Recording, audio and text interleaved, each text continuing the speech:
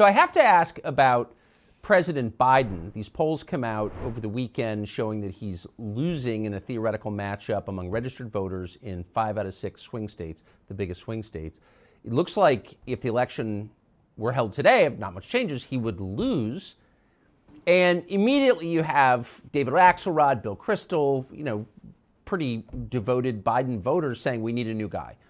What do you make of that polling? Do you think it reflects reality? And what do you think will happen to Biden?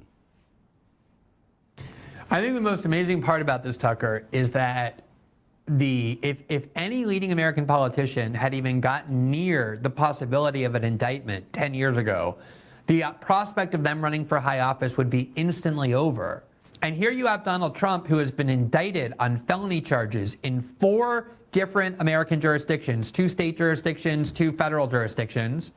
And not only has it not harmed him, it actually has helped him in the polls for sure among Republican voters. His lead has expanded every time he's indicted, but also among American independents and even groups that traditionally support Democrats almost reflexively, like black voters who 22% of in this latest poll, and we've seen similar polls say they would vote for Trump over Biden, and 42% of Latinos. And what this shows is that Americans have really come to the conclusion that our leading institutions of authority are radically corrupted. Our media outlets are radically corrupted. The Department of Justice and the legal system has been aggressively politicized. And so now Donald Trump is in a position where he's facing serious felony charges. I don't think they're serious in the sense that they're real, but they're serious in the sense that if he's convicted, he'll go to jail.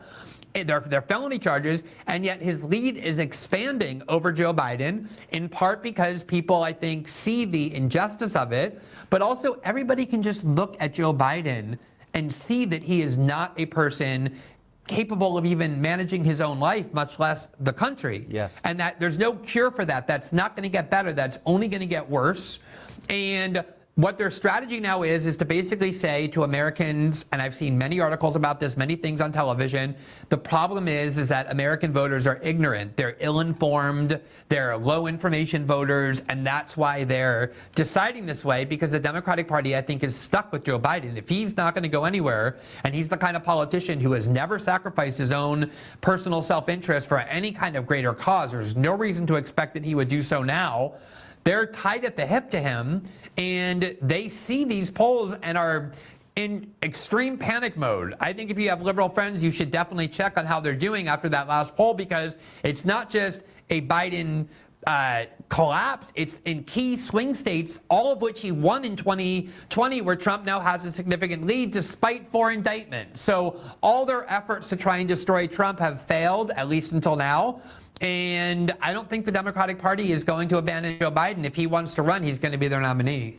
So there seems, and maybe we're imagining this, we pulled together a montage of media coverage of Biden recently. I want you to listen to it. It does seem a little different from what I remember last time I watched TV. Here it is. A stunning New York Times Siena poll shows that Donald Trump leading Joe Biden in Nevada, Georgia, Arizona, and Michigan. The number of Americans who think that things are going badly in the country today has hit its high for the year. So you might expect any incumbent to be down as Biden is. But then look at these positive views of what people think will happen for them financially if Donald Trump wins. Way more voters think they'd be better off. I guess the big news in the poll is that Biden is losing to Donald Trump because of huge losses among black voters and young voters. The more diverse the swing state, the farther Mr. Biden was behind, and he led only in the whitest of 6. Then let's look overseas. There's more voters, we find, who think that it's Trump that would keep the U.S. out of a war if he wins. This is probably going to lead to a lot of Democrats increasing the chatter that Joe Biden should step aside and make room for another Democrat. I love that white liberals are the only people who like Biden. So perfect. But the media don't appear, maybe I'm reading too much of this, they don't appear to be downplaying this, much less ignoring it. They seem to be highlighting Biden's weakness. What do you make of that?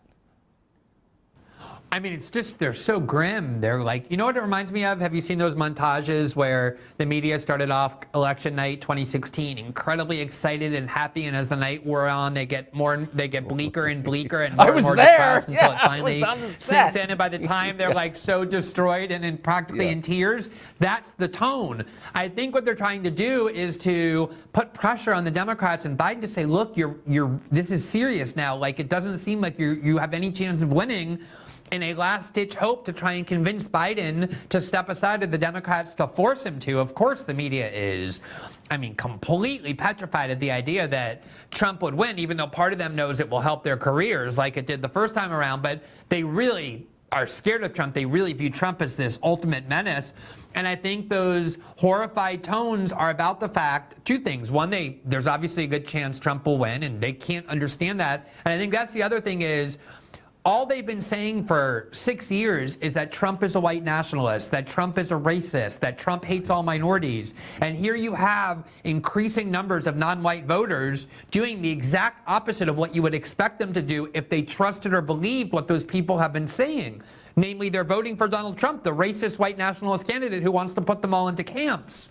And so if you're an employee of these media outlets and you look at these polling numbers, you realize that these people have tuned you out. They don't care what you say anymore. They don't trust what you say anymore. They have completely lost any control or influence over how Americans reason, because most Americans are smart enough to have come to the conclusion that those people that you just showed in the media outlets for which they work are absolute liars, are just propagandists and people who exist to deceive. And that is the good news, that these institutions where people have lost faith in deserve to have lost their faith and trust. They deserve the contempt and hatred they provoked. And it's good that Americans are recognizing that. And it's good that those people there, even though they'll never question whether they are to blame, are also starting to see that nothing they say really matters and makes a difference any longer. That's right. And they do exist to deceive. So nicely put. Younger people say the news is full of lies. In Kennedy's motorcade. 239 people. Cell death of Jeffrey Epstein.